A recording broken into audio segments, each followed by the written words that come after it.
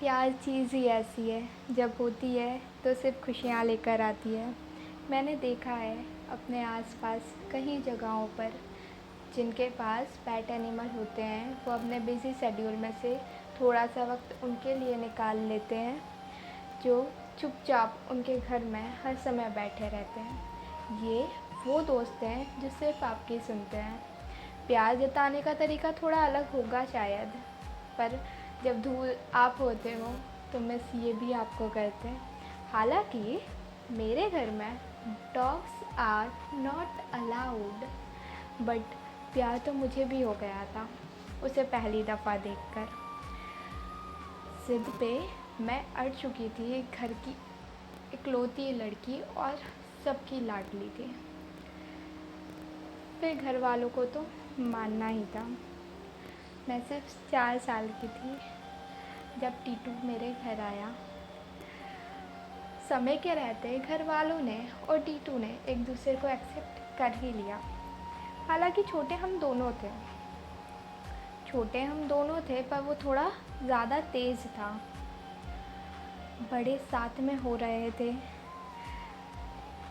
जब मैं बुखार में होती थी ना, वो पूरे दिन कुछ नहीं खाता था, और जब वो चुप हो जाता था ना, तो मानो मेरी भी हंसी गायब हो जाती थी।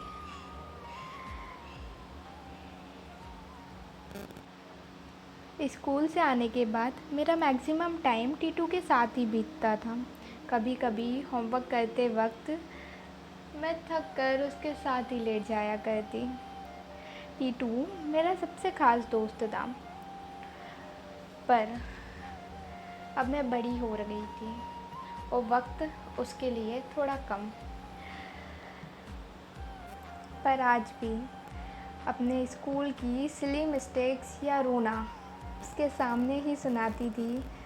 वो बचपन से बेहद प्यारा था, पर अब कुछ ज़्यादा क्यूट लगने लगा था।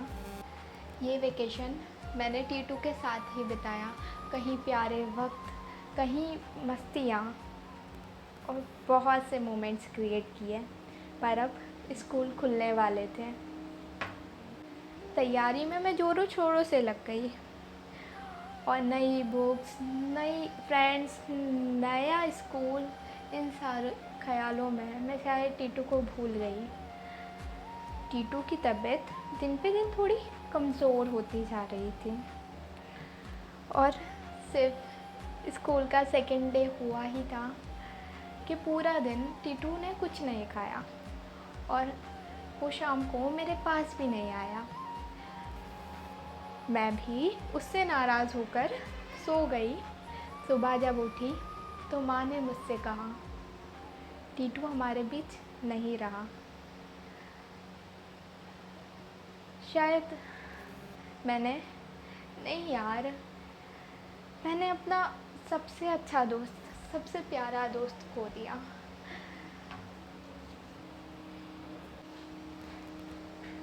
मिस उसे आज भी करती हूँ। प्यार दुनिया को खूबसूरत बना देता है, चाहे वो किसी भी रूप में हो। एनिमल आपके सबसे प्यारे दोस्त हो सकते हैं, आपके हेल्पर हो सकते हैं। ज़रूरी नहीं है कि आप उनके लिए कुछ करो, वो आपके लिए फिर भी करते हैं। तो फिर क्यों एक जानवर शब्द को गाली बना दिया। शुक्रिया।